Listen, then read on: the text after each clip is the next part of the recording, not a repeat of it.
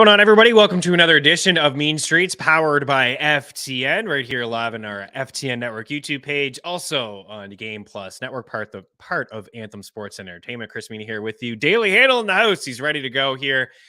We welcome you in, sir. We have a heavy baseball show. I understand that it is Super Bowl week here, and we've talked a lot about the Super Bowl, and I'll have another prop or two towards the end of this show. We're going to revisit the NHL. Got back underway yesterday, the second half after the All-Star break. We have 6 games on the ice tonight. The schedule is the slate's pretty weird, especially when you see the Chicago Blackhawks have the third highest team implied total on the slate. That just tells you a whole lot, really. But we do have a great matchup in Pittsburgh between the Avs and the Penguins, of course.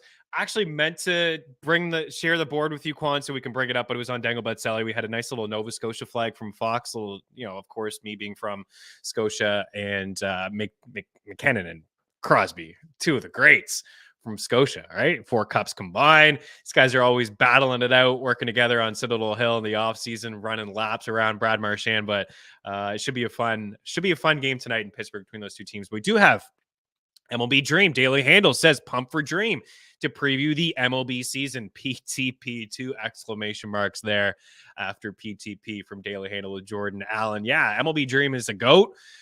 He had a lot of success over at FTNBets.com with a lot of his MLB picks, and super, super sharp. And I'm very excited to chop it up with him. Maybe we'll get a thought or two from the Super Bowl as well. We have been gathering some picks from our guests as well. So today with Dream, we're going to look at some MLB win totals and some things I touched on, but it's nice to get a different, fresh take, right? My loser takes all the time. We got Dream's going to come on. We're going to do MLB team previews. We're going to take a look at MVP odds in the American League and the National League. We're also going to look at Rookie of the Year odds in the American League, of course, because there is an O up at the top, favorite to win the award. We're going to dive into Dream's Baltimore Orioles, and we're going to take a look at the AL East. We're going to look at the odds, the win totals, and also a little bit of a betting fantasy spin as well. We've got some ADPs over the last 4 weeks, NFBC high stakes leagues. High stakes drafts are happening every night. Like they really are. Our guy Vlad Sedler, who is all over our fantasy baseball draft kit. I have my hand in there. Dream has his hand in there. A lot of sharp lines in that draft kit. It's fantastic. I mean, we have a link inside the description of this video as well, and you can check it out. Use promo code Meaney, save yourself a little bit of cash. But we're going to talk about the AL East, and it's a great division. Matt Best is in the house, so we're making a 10-way opening day dinger parlay, right? Yeah, soon, but we will. Of course, we will on this show. Matty Best in the house, friend of the show, and a super sharp dude and a good pal of mine. So welcome in, dude. But yeah, we're going to dive into some baseball stuff here in just a little bit. Some NHL props, as I mentioned. Blackhawks third highest team implied total here of the slate on the slate, so it's a weird night, but we did have a pretty good day yesterday. We had Bo Horvat for the shots. Man, Dougie Hamilton really let us down. We had Dougie Hamilton. We could have went Jack Hughes. He had 9 shots. Jack Hughes, always in play, even at 4.5. He's just a freak, man. He's having a really good season. But we did have Elias Pettersson. We had Hints into Foley in the parlay at plus 193. We did not get Dougie Hamilton. We did not get a Matthew Barzal assist, but he did score a goal, and we did get Jack Hughes for 2 points at plus 130. So we'll try to continue here. And before we get going, before we break and bring in Dream, there was a couple housekeeping items I wanted to address. One was AJ Green. I want to give him a little bit of love. He announced his retirement yesterday. I know the past couple seasons have been, very mediocre from AJ Green. Really haven't seen a whole lot from him since he really missed the entire season in 2019. He was playing for a new contract. He was dealing with an ankle injury. The Bengals didn't want to pay him. He didn't want to play. I remember hear that podcast Growling over at The Athletic with Paul Danier Jr. and Jay Morrison, 2 guys that cover the Bengals for The Athletic. And I remember just the turmoil, the drama that one season with AJ Green. But man, this guy had a really, really good season. He started off his campaign with 5 straight 1,000-yard seasons. He had double-digit touchdowns in 3 of those 5 seasons. He was just a really good wide receiver. And, it just happens, unfortunately, for some of these guys in the NFL, they kind of just hit a cliff and fall off, even at age 34. But really good campaign. Don't think he's a Hall of Famer. There's been players, I think, that have gotten in with worse numbers, but AJ Green was, when he was playing He was an elite wide receiver and one of the best, like from a fantasy standpoint. And you know what? Played on some okay Bengals teams. Andy Dalton was fine. He was okay. And the team made the playoffs a couple times, but ultimately, like, they weren't great squads for Cincinnati. But I mean, I'm looking at the back of the football card here, some really good campaigns, just nothing highlighted. Usually from Pro Football Reference, you can see, like, did he lead any certain categories? And he never really did, right? Of course, like in his draft, I remember, Daily Handle says AJ Green should be a Hall of Famer. I remember Julio as well, right? He wanted the Julio money a few years ago. Julio, definitely a for sure Hall of Famer. I don't know. Is he a Hall of Famer? AJ, for sure? Absolutely, you say? Okay. What do we got here? 1, 2, 3, 4, 5, 6 1,000-yard seasons. I don't know, man. I don't know if I'm really feeling 158 games, 70 touchdowns. I don't know. I think he needed a couple more elite seasons, in my opinion, to be a Hall of Famer. Speaking of the Super Bowl, Kadarius Toney says he's definitely going to play in the Super Bowl. He's dealing with an ankle injury. He's dealing with a hamstring injury. But he says he's definitely going to play. Mecole Hardman is definitely not going to play. He was placed on IR, and the Chiefs activated. I'm just seeing some other news about Matt Ryan says he's opening to returning to the Colts in 2023. I don't think they're open to bringing you back, dude. No shots fired there, but I think they're going to move on from Matty Ice. But Clyde Edwards-Helaire was activated. I don't think he's going to be a big player in the game. We have talked at length about the key, I think, for the Eagles, what they need to do, and what the Chiefs do really well. Screen passes, man, 5.5 yards per screen catch, like those dump offs that Mahomes and Andy Reid just has a history utilizing all of his running backs. It's the 5th highest mark in the NFL. And the Eagles, according to Football Outsiders, 24th against receiving running back. So if there's a weakness on the squad defensively, it's stopping the run. It's stopping running backs out of the backfield catching passes. But I can't imagine we're going to see CEH get a lot of run with, as well as Pacheco has looked over the past few games. And then Jerick McKinnon, who's has fantastic season, 9 receiving touchdowns, the better pass blocker, and the pressure that the Eagles can dial up. I can't imagine we're going to see a whole lot of CEH. But we're not going to see Mecole Hardman. It's been a rough second half for him. He had a really good stretch there before the injury where he was incorporated into the offense, especially inside the red zone. That's it for now. Football talk a little bit later on where you got some props for you, some NHL props, but we're going to turn the page, talk a little MLB. I know it's a little early, but we're into February here now. Pitchers and catchers very, very soon. The season will be here before you know it. Daily Handles pump win totals, AL, NL MVP odds, Orioles from a fantasy standpoint, from a betting standpoint, AL East. Take your questions. It's all happening here on Mean Streets. Keep your lock. MLB Dreams in here next.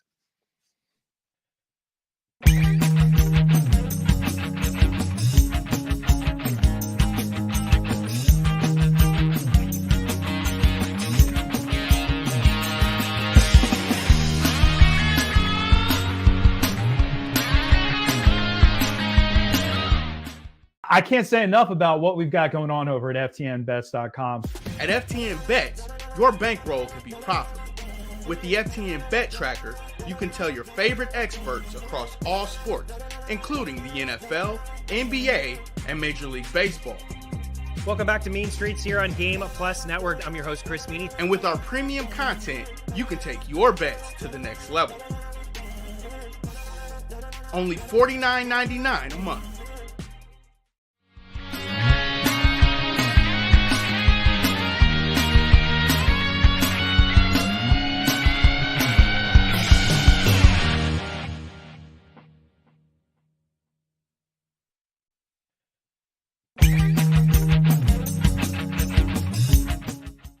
Use the tools the pros use at FTN.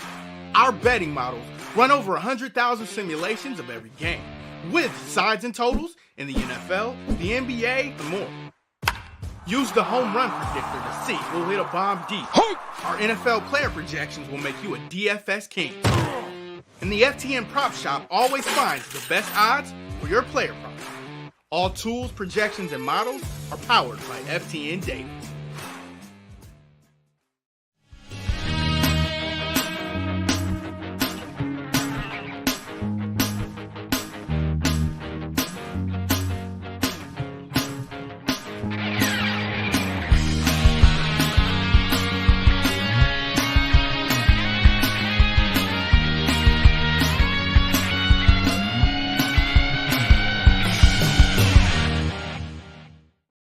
Welcome back in. MLB Dream joins us now. Mean Streets Live on Game Plus Network, as well as our FTN Network YouTube page. And Matty Best is looking for you to have a 10-way opening day dinger parlay. And we're ready. We're ready for it, man. I know you're ready as well. Like, you can feel it. Baseball's in the air, right? It's officially here. I feel like once the Super Bowl gets finished, like, people will really start diving into baseball. But of course, you and I and a lot of people over at FTN, we're already there, dude. Welcome in, man. How are you?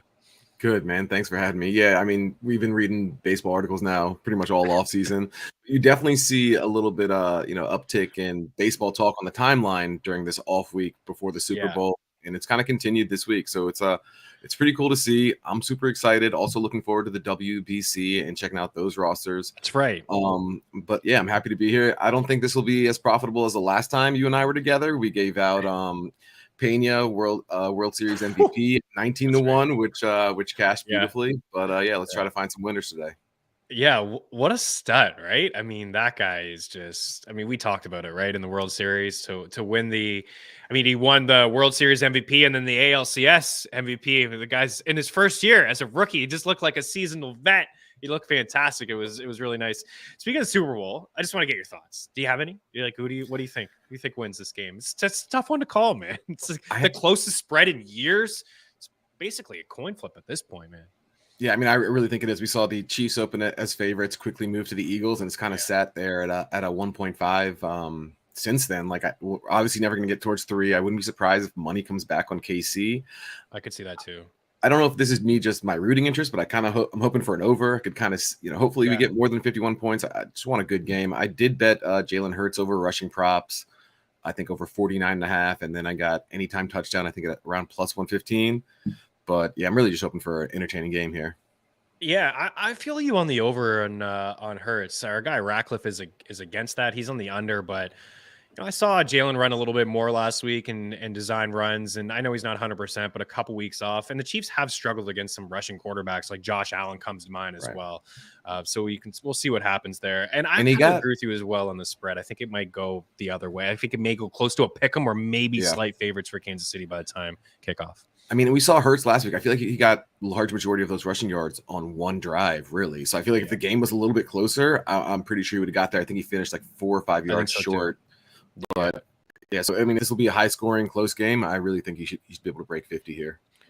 Yeah, I think he's going to flirt with that number. And it should be competitive, right? I don't think it's going to be a blowout either way. But we'll see. We're still a couple of days away, and we'll have lots of football to talk the rest of the way here. But we're going to switch gears just a little bit, talk some baseball. As I mentioned off the top of the show, we are going to dive into the Orioles and the AL East and their fantasy assets, and from a betting standpoint in just a little bit. But first, let's do some win total stuff here.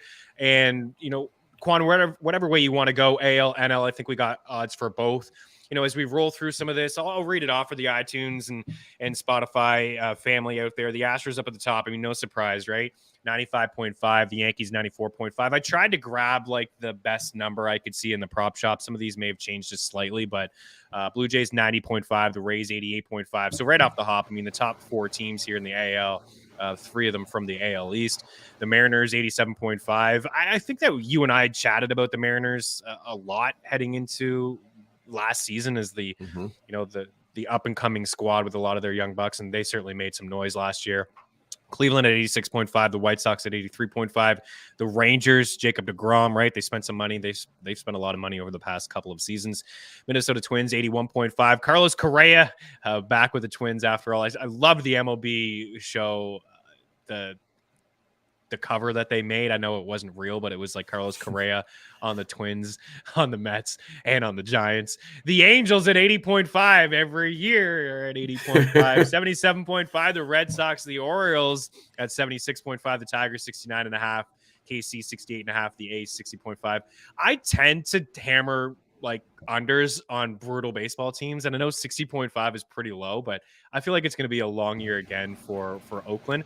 I personally have a lean to the over on Seattle again. I think that they're, a 90-win team. I like their rotation. I still like their bullpen. Obviously the kids, made some noise. They got Teoscar Hernandez on the squad there now. I do like Seattle. I can't get behind those. Like I can't take overs on the mid 90s. But when you look at this board, what do you see? Is there anything that really jumps out at you? Or are the Rangers going to be a good baseball team this year? On paper, they're good, but that's on paper. I mean, yeah, I'm kind of with you here. Nothing really jumps out. Obviously, we do have a few rule changes this year, and one of them is the change in schedule. So teams are going to be facing less divisional opponents, which should be good news for the AL East teams. Absolutely. Honestly, I'm on the fence. I think I would lean under on that Rangers just because of their lineup, especially the bottom half of it. But their rotation looks great. I don't really know what to expect from their bullpen at this point. Oakland, I definitely wouldn't bet that over. The only thing that would make me feel more comfortable about the under is if they had some more major league assets that they would probably look to trade, but that doesn't really seem to be the case. And I do like your Mariners look. They got Castillo at the end of last season. They got Teoscar in the offseason. So I do think they are better than they were just to start last year. So I would definitely lean over there. And man, I'm a sucker for the Twins. I think I would go over that 81.5 there as well. And the division is still not great, right? For like, you see the teams here, like Cleveland 86.5, Chicago 83.5, and then you got the Twins, and then you got the Tigers and the Royals. I know that you brought up a good point, right? You're not going to have as many divisional games. Halo fans, you're not going to have to play the Astros 17 times and watch them lose 15 times and get spanked, by like 7+ runs in half of those games. So it's good you're going to play some other teams here, but still with Minnesota, like that division is definitely up for grabs. Bringing back Carlos Correa. I feel you there. I like their lineup a little bit, but I really like this Mariners rotation. You mentioned Castillo, man. He was fantastic. He was such a great get for Seattle. Logan Gilbert, Robbie Ray, George Kirby, even Marco Gonzalez. Like, he's not a great fantasy pitcher. He's a better real life pitcher. He pitches to contact, but he keeps the ball on the ground for the most part. He's not a bad 5. He has some like decent games here and there, but the bullpen is still pretty solid as well with Seattle. And I do like their lineup. There's definitely some holes. I see Colton Wong is now a Mariner. Eugenio Suarez had a decent bounce back. Never going to give you a great average, but Julio Rodriguez obviously is the engine, and that kid's a stud. So I think we're on the same page with some of these totals. Let's I think that's it. Like Texas. So you don't feel like the over 82, you would lean with the under. So you don't think that they're a playoff team? I definitely don't think that they're a playoff team. I mean, it's tough to say at this point. Like, if you can tell me how many innings we're going to get out of DeGrom, then yeah, I could more accurately tell you if they're going to be a playoff team or not. But I do really like their rotation, even though there are a handful of guys with injury concerns in there. But at this point, no, I would probably bet against them making the playoffs. And I'm curious to see what that number is at. I think that might be a bet I'd prefer instead of betting the under on their team total, if it's anywhere near like -130, -135 or something like that, to not miss the playoffs. Is there any surprises? I feel like they're a little overrated as well, Texas. Like, I wouldn't be shocked if the under with Texas and LA both hit. Like, are there any surprises here? Like, I know it's early and we're just getting a good feel and we're just looking at it. If we're like circling playoff teams here, I would circle the Astros, the Yankees, the Bluebirds. I would go with Seattle in here.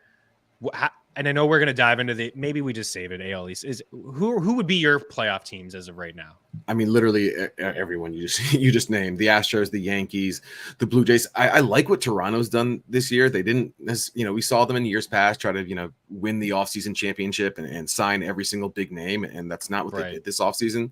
They kind of, worked on the bullpen, worked on the outfield defense, and, just kind of tried to round out the roster a little bit better than it has been in the years past. Now, I still don't like having Kikuchi as their number 5 starter, but I do think they're a really good team. And so I do like them to, along with the Yankees, to come out of the AL East and make the playoffs there. I think one of the surprises, and maybe not necessarily something that I'm that surprised about, but people seeing the Red Sox and the Orioles projections so close. And yes, I've been ragging on the Red Sox all off season. It's been like one of the worst off seasons possible for them. But I do think their bullpen is really good. I think they made some really nice moves in the pen, and the rotation is solid. I just don't really know how it's going to shake out with the injury concerns and just like the limited innings all of those guys seem to have. I think it would be ideal if they went to, piggyback 2 or 3 of those starters together, but I doubt they do that. So I'm just curious to see how that rotation really shakes out. I would say and we'll get into the Rays in a little bit. It's like always a team that a lot of people count out at the end of the day. They just always seem to be there. battling in October. But I would say, Quan, if we bring that board back up, I mean, those teams that we talked about with the Astros, the Yankees, the Blue Jays, the Mariners, there's 4 right there. You're going to have a division winner, of course, in the Central. I probably have a lean to Cleveland, but I wouldn't be shocked. Like, I really do feel like that's up for grabs, the White Sox and the Twins. And I don't think any 3 of those teams will get that other wild card spot. And then we'd see maybe either the Rays or, I mean, your O's really push as well. And maybe the Angels and Texas kind of, hang around. But I would say playoff teams, Astros, Yankees, Blue Jays, and Mariners for sure.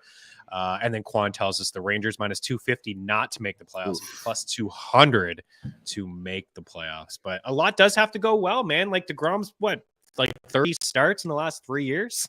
Like, he's the best pitcher when he's playing, but there's a lot of risk in that contract, man.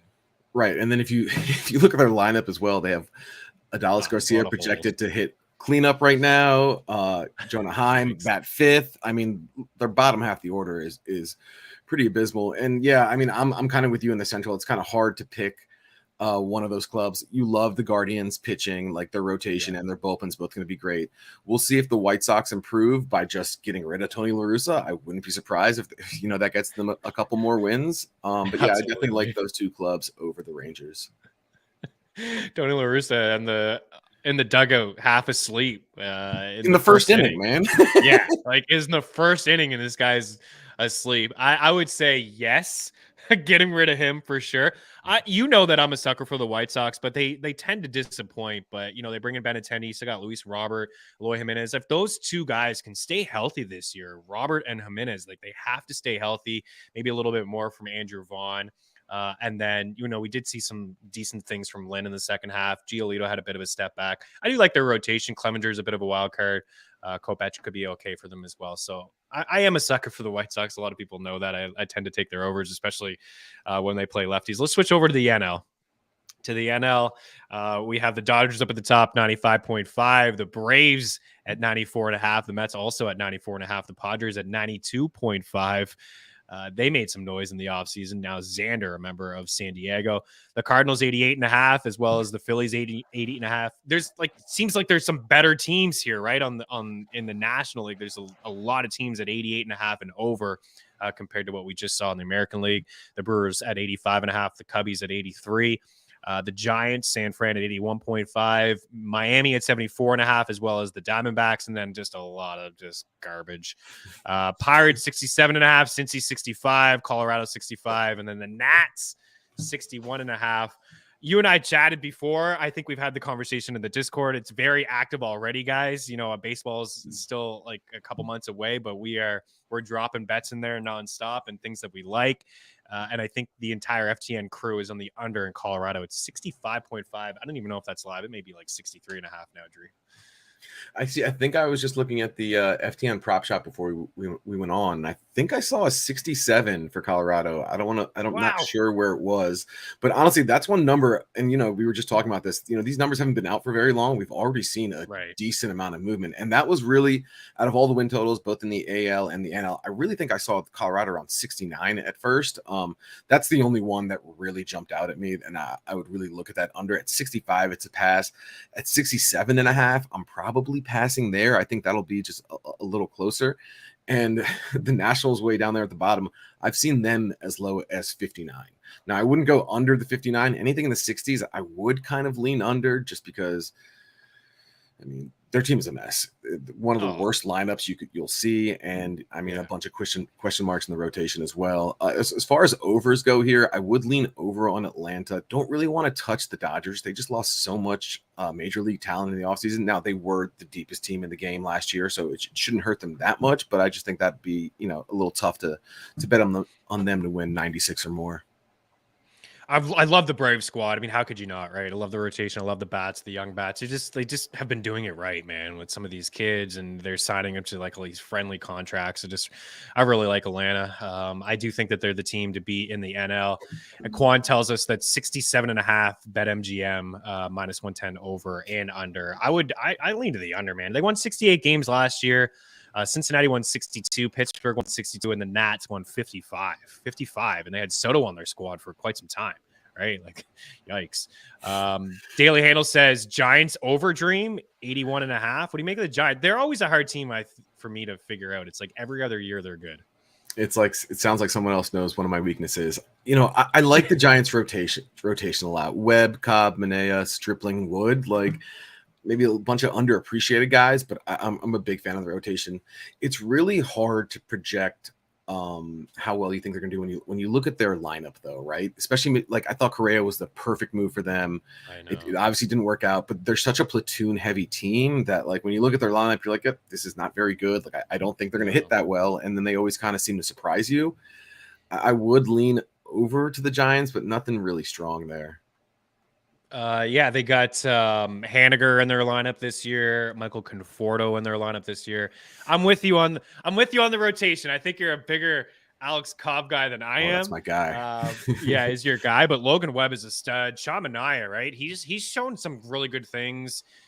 He's just lives in Cali, like Oakland, San Diego, San Fran. So like it's a good pitcher's ballpark. We know what the organization has done with some of these arms as well, right? So they could maybe turn him around. Ross Stripling's in the rotation, Alex Wood again. So I do like the rotation. I actually think it's pretty underrated.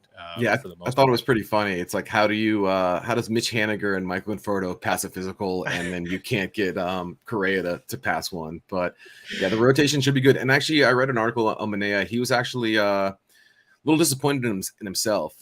Since the trade to San Diego last year, he just thought it was like a big adjustment for himself, and he didn't think he handled it as well. So he's a lot more prepared this year, is what he's saying. But I think it's a great fit, and they'll probably try to, I think they'll do a good job of unlocking his talent a little bit more than the Padres were able to. Speaking of the Padres, what do you make of them? Are they overrated, or like every year their totals in around here? Of course, like Tatis is going to miss some time, but when he's in that lineup, man, is there a better four? Like Tatis, Soto, Machado, and Xander? That's a pretty solid four, man. Definitely not a better four than that. Really, what I'm afraid of with the Padres is the back end of their rotation, right? They're going to have Nick Martinez starting this year, and it looks like Seth Lugo is going to be their 5. He's a guy that I'm a big fan of. He's an elite relief pitcher. There's no doubt about that, but he's had injury concerns, and to have him penciled in as your 5 right now makes me a little bit nervous, especially when there's not that much depth behind him. So I really think like the Padres need to go out and sign even like a Michael Wacha, just someone that they can count on to get a minimum of 150 innings. So the rotation makes me a little nervous, but yeah, I don't think there's a better 4 in baseball. 80-game suspension for Tatis, eligible to return April 20th. So he won't miss too much time, but that was pretty surprising, right?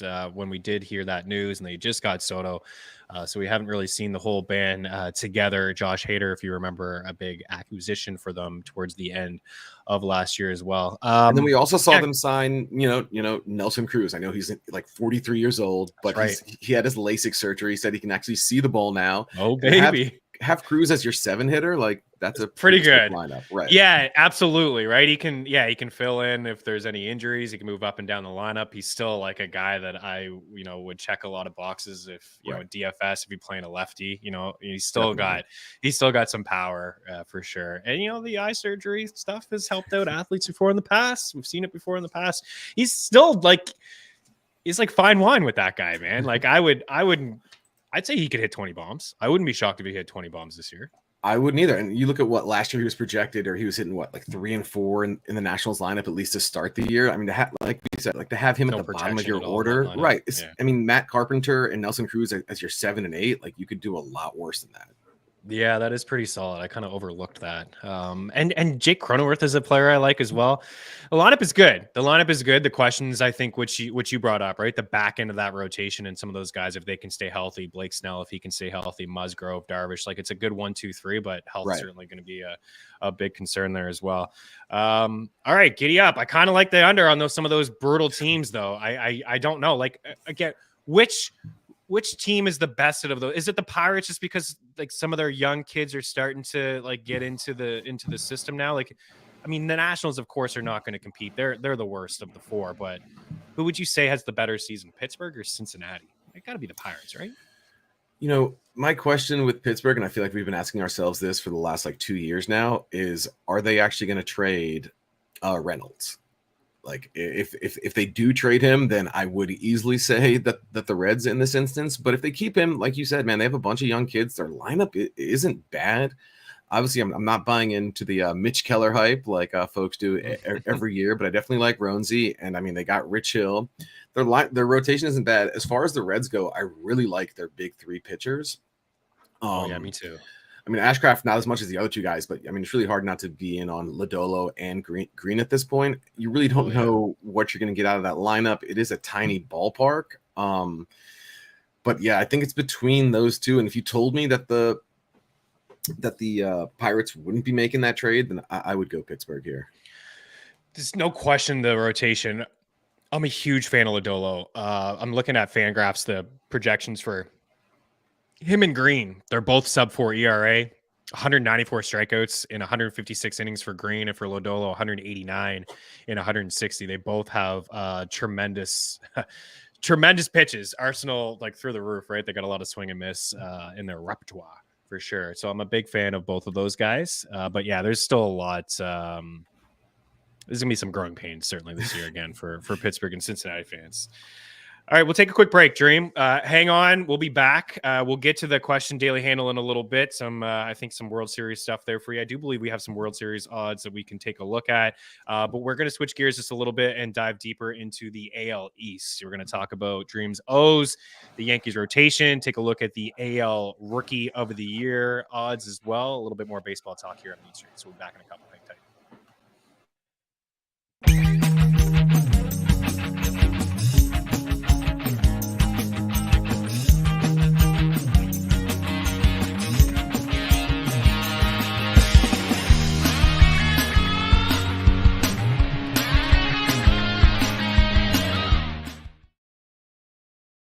At DraftKings Sportsbook, you can bet on nearly any sport imaginable. The NFL, the NBA, college football, college basketball, golf, the NHL, tennis, Major League Baseball, MMA, and more. Download the DK Sportsbook app on iOS and Android operating systems, as well as on your desktops or in mobile browsers. Get the best bonuses using promo code FTN. Remember, the only way to gamble responsibly is to win.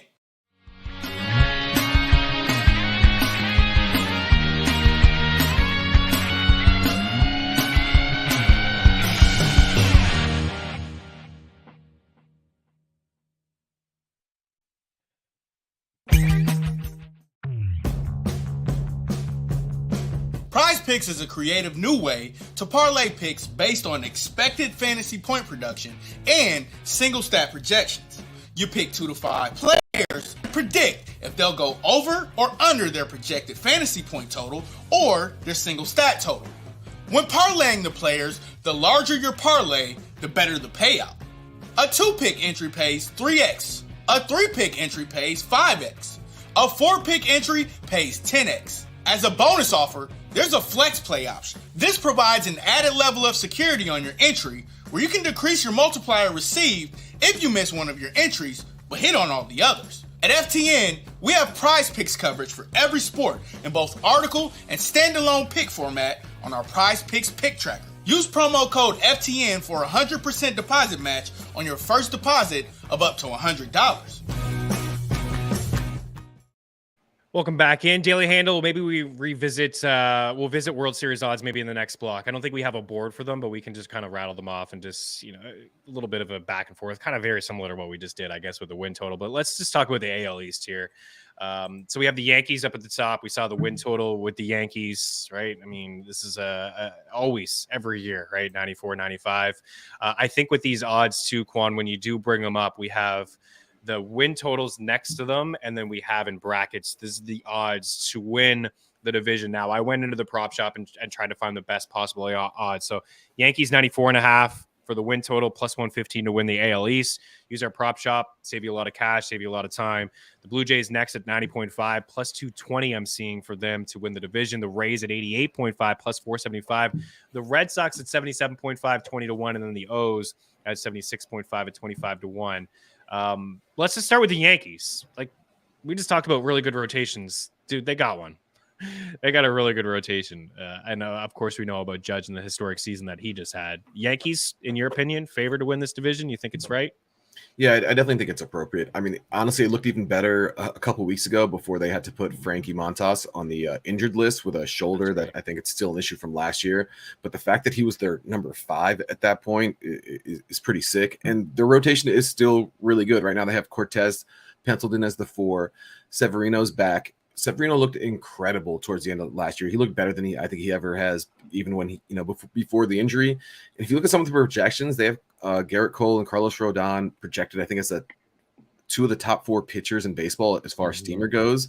So they have 2 legit studs. And, everyone wants to always give Garrett Cole crap and talk about how overrated he is. Yet the guy, like, pretty much every year you can pencil him in for like an ERA of like no higher than 3. And, give his 220 innings, his 32 starts, which, is pretty rare these days. I'm having an issue with the same thing, I guess, that kind of held the Yankees back last year, especially in the postseason, and it's their lineup. Like the bottom 3 of the order. I mean, even having they have Donaldson projected to hit 5th or 6th right now. I mean, he looks like he's pretty much done. His best highlights were hitting balls to the warning track and, pimping singles and flyouts from last year. So if anything, it's their lineup. It's their lineup that makes me nervous. But their pitching, I think they'll have one of the best rotations, probably the best rotation in baseball, and one of the best bullpens in baseball again. Yeah, they got Gleyber Torres leading off right now, again, according to Fangraphs, and they got Donaldson in that 5 spot, which you alluded to, Harrison Bader, who was, he's not going to bring the same type of power that he did last year in the playoffs. I would relax with that. Aaron Hicks in there in the 7th spot is a guy that unfortunately hasn't been able to stay healthy, but you're right about Steamer. The strikeouts for Rodon and for Garrett Cole, like 482. Each of them over 230, right? Cole at 251 and Carlos at 231, and both of them plus 30 starts, and 199 the innings for Garrett Cole, 178 for Carlos Rodon. Like it's a pretty good 1-2 punch. I know you're a big fan of Nestor as well, like Cortez. I feel like you and I were definitely on him quite a bit when it came to like strikeout props and things like that. We kind of touched on the Jays, but they're second on that board in the win total and plus 220. And what I liked from the Jays was that, I do like their rotation a little, certainly, but they got some lefty bats in their lineup now, right? Varsho, Brendan Belt. Say what you want about Belt. Say what you want about Kevin Kiermaier, but it was just like such a heavy right-handed lineup. It just felt like they needed to sprinkle in some lefties. Alek Manoah, Kevin Gossman, Jose Barrios, we've picked on quite a bit since you and I have been chopping it up. Chris Bassett, and then Kikuchi's another guy that I just really don't care for that much as a real-life pitcher, but he shows some flashes, I suppose. But that rotation's pretty solid, man. Like if Barrios can kind of find his game a little bit, it's a decent 4. You agree? No, I think you nailed it there with Barrios. I think he pitched a little bit better towards the end of the year last year. Don't really know what to expect from him, but even around an ERA around 4.2, 4.3, I think they'd be pleased with. And coming from your number 4, like that's pretty great. I do love the Bassett signing, and you nailed it, man. They were so righty heavy last year that it really made problems for their lineup, and now they could easily go with 3 or 4 lefties in that lineup when they're facing a righty. And hey, I know our buddy Vlad Sedler's a big Brandon Belt guy. It's kind of hard not to be. I love the guy too, the captain. Yeah. I like that move too, man. DH, pencil him in there versus the righties if you can just stay healthy.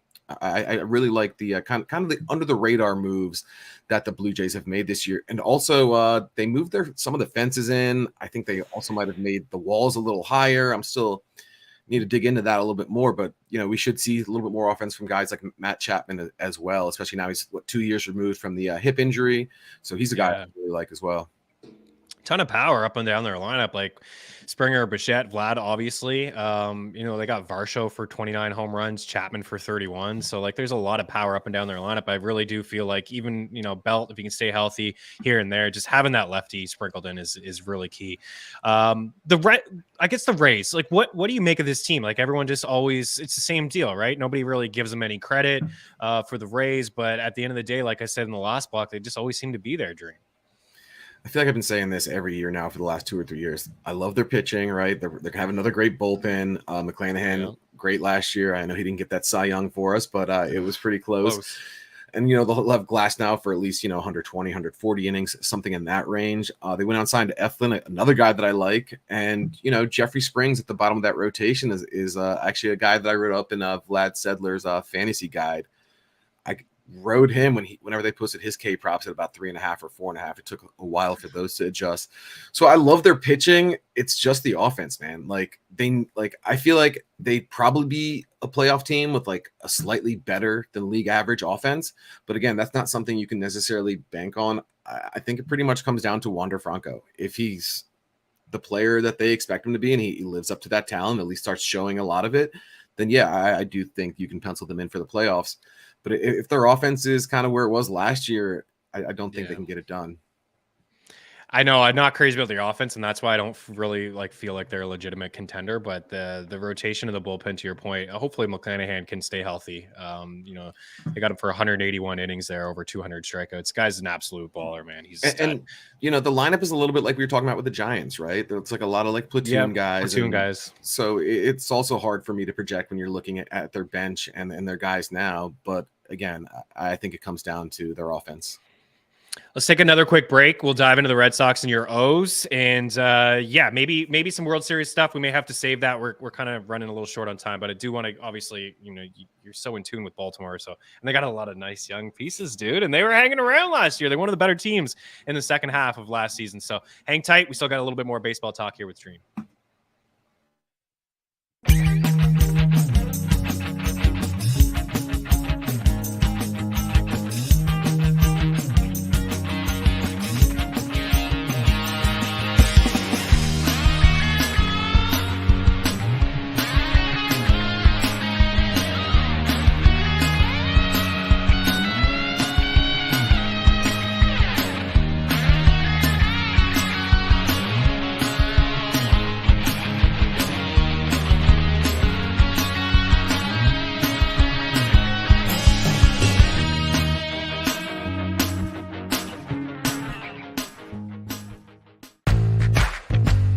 At DraftKings Sportsbook, you can bet on nearly any sport imaginable. The NFL, the NBA, college football, college basketball, golf, the NHL, tennis, Major League Baseball, MMA, and more.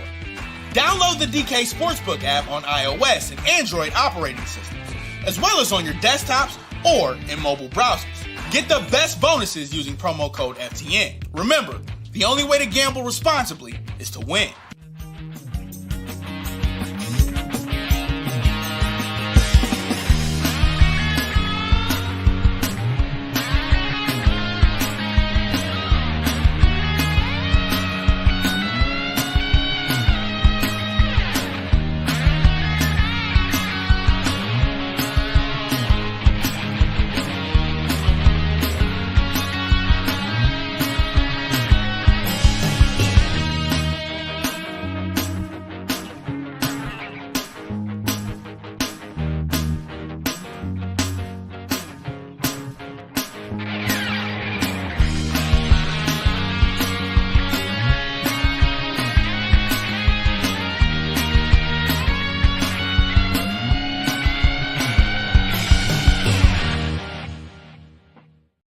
Chris Meaney and MLB Dream on the Twitter machine. We are diving into the AL East. Quan, if you don't mind, let's chuck that board back up. Let's take a look at those two bottom teams. Of course, long shots to win the AL East. I'm surprised, dude, that the Red Sox actually are just, one more win. I know it's just one more win, but I actually like this O's team a little bit better than Boston. But what's your thoughts on the Red Sox? Of course, they lost Xander, which we touched on.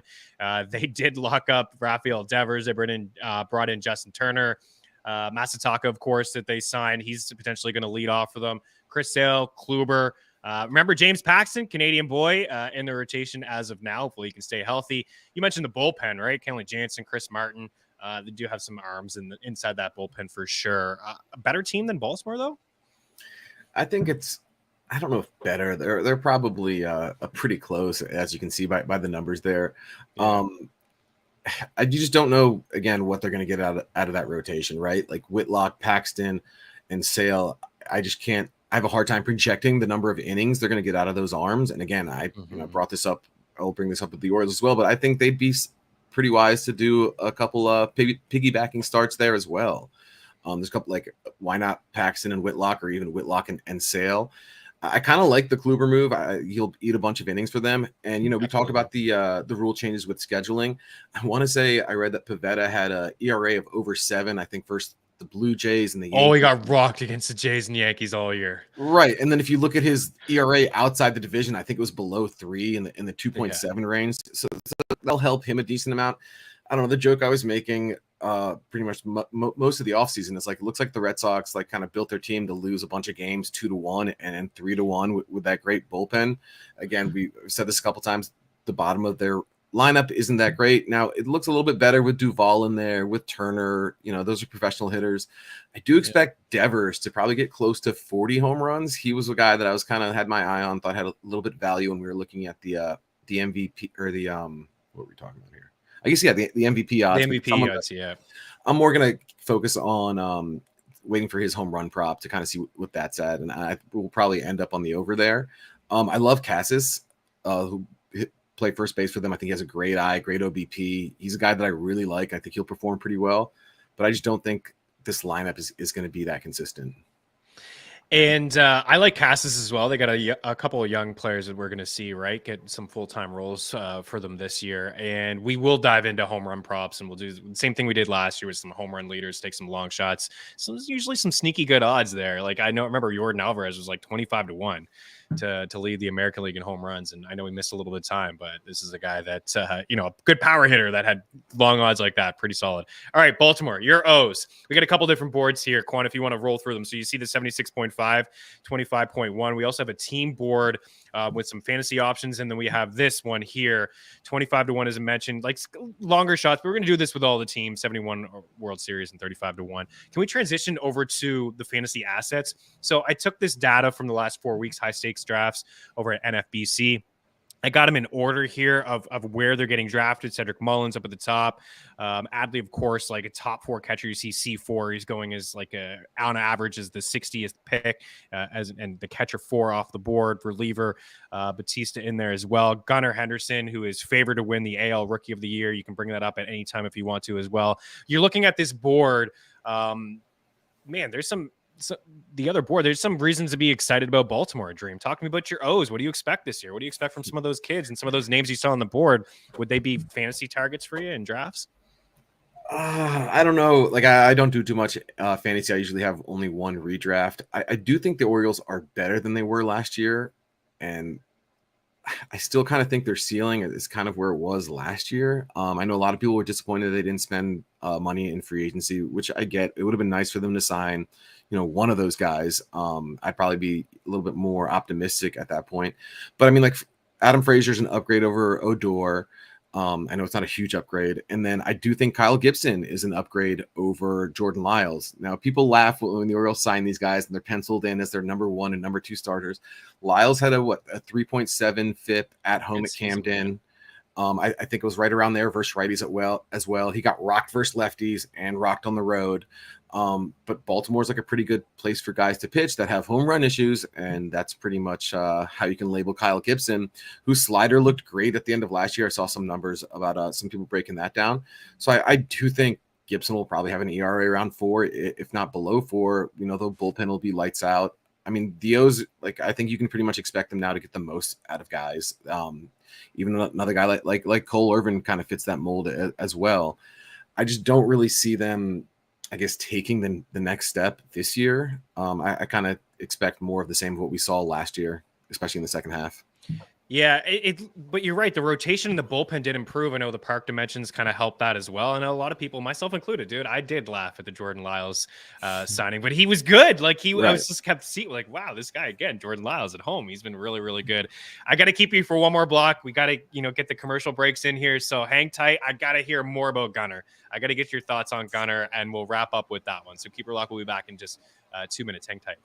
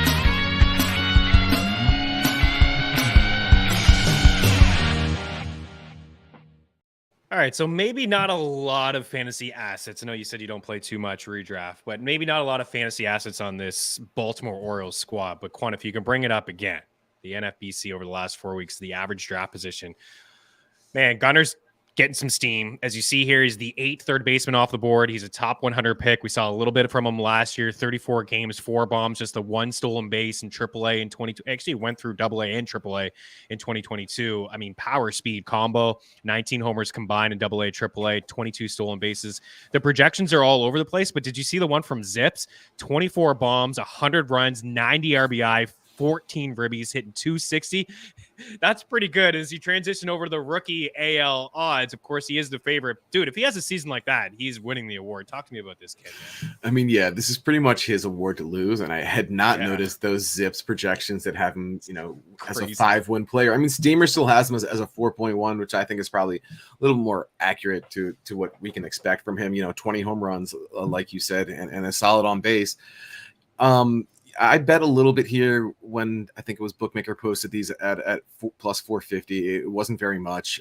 Those numbers actually moved rather quickly. And it's interesting how much some of these numbers have moved in less than a week. I know Oscar Colas, I think that's how you pronounce his name. Mm-hmm. But yeah, somebody told me to bet him when he was at 45 or 44 to 1. So that one's moved significantly.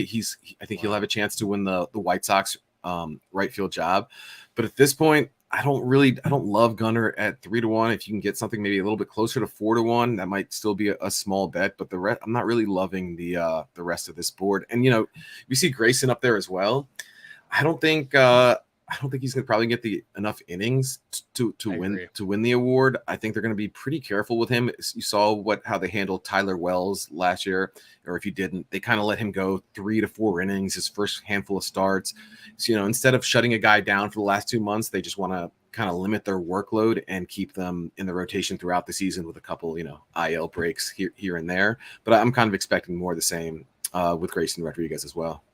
I agree. Grayson and Hunter Brown, I think they're both traps. I think they're really going to be really good pitchers, but I don't think either guy, even Hunter Brown, I don't even think he's in the rotation right now. I'm going to be cautious with these guys. I don't think they're going to have enough innings. I do think it's Gunner's award to lose, and I agree 3 to 1 it's not all that appealing. I think if there is a long shot, it's Masataka here at 10 to 1 as another guy. We'll see how he transitions coming over to North America to play baseball, but a good eye, good contact. I don't think he's got a ton of power, but, lead off potentially with a Red Sox lineup that does have some interesting bats behind him.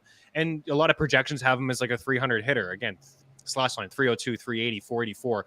That's pretty solid for a rookie bat. If they can flirt with a 300 average, I think they'll kind of hang around. But there's definitely a higher ceiling there with Gunnar. Appreciate you, Dream. This is awesome. I know we could chop it up for days and days and days, and hopefully you'll come back and we can do another division and dive into some World Series stuff and some other futures. We'll say goodbye for now. I was just saying good luck with all your props and Super Bowl picks and Super Bowl props, but we'll chop it up again soon, dude. We'll take a quick break. We're going to wrap up Mean Streets with an NHL prop. Hang tight.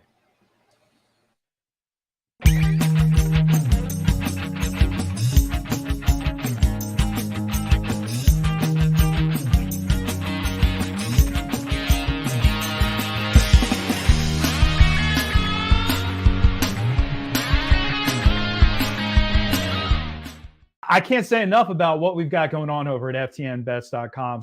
At FTN Bets, your bankroll can be profitable. With the FTN Bet Tracker, you can tell your favorite experts across all sports, including the NFL, NBA, and Major League Baseball.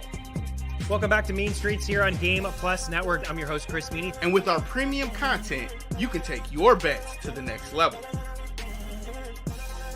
Only $49.99 a month.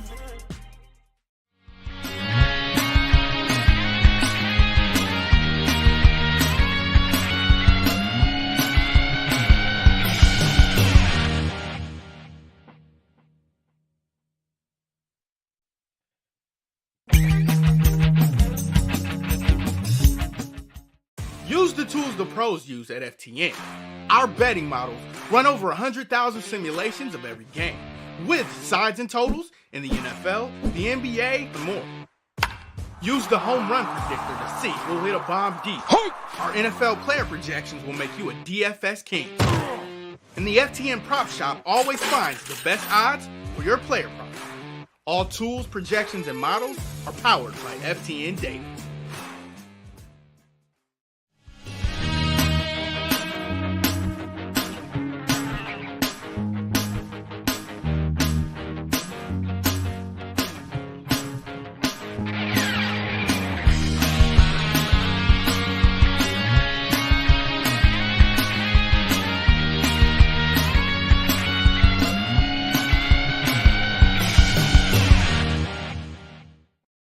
Mr. Roper, this is for you. He says, great shot props yesterday. Much appreciated. Needs to build a bankroll for the Super Bowl. So let's keep the winners flowing. Actually, I have one pick for you. That's it. Just one pick. Check out ftnbets.com/free. Sign up for free and check out the rest. Also, Dango Betseller. We got a lot of picks and props over there as well. It's Frank Vetrano over 2.5 shots plus 100. Bet Rivers 24 shots on goal in his last 4 games. 5, 7, 8, and 4. A matchup against the Blackhawks since January 1st at 5 and 5 per 60, according to Natural Stat Trick.